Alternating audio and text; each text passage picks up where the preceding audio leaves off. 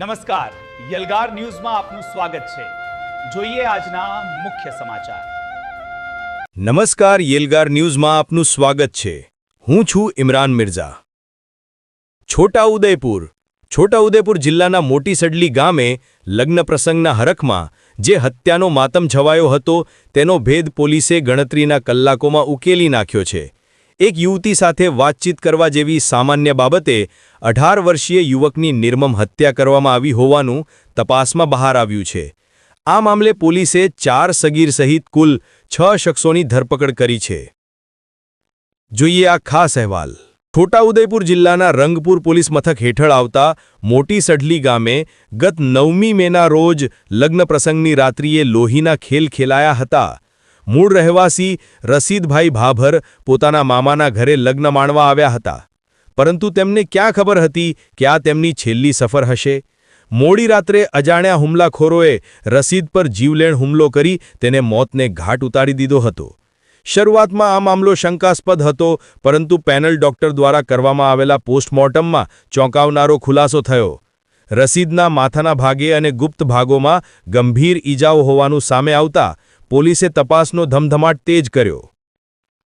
ઘટનાની ગંભીરતા જોતા વડોદરા રેન્જ આઈજી સંદીપસિંહ અને જિલ્લા પોલીસ વડા ઇમ્તિયાઝ શેખના માર્ગદર્શન હેઠળ એલસીબી અને રંગપુર પોલીસે અલગ અલગ ટીમો બનાવી તપાસ શરૂ કરી હતી.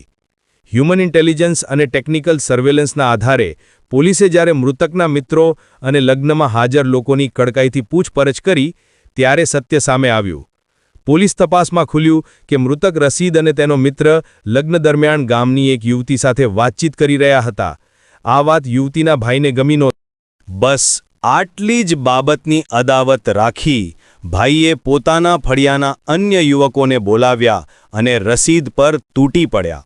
આરોપીઓએ માથાના ભાગે ભોરિયા જેવા ઘાતક હથિયારથી ઘા કર્યા અને નિર્દયતાપૂર્વક માર મારતા રસીદનું મોત નીપજ્યું હતું. હાલ પોલીસે આ ગુનામાં કાયદાના સંઘર્ષમાં આવેલા 4 સગીર અને અન્ય 2 આરોપીઓની ધરપકડ કરી જેલના સળિયા પાછળ ધકેલી દીધા છે.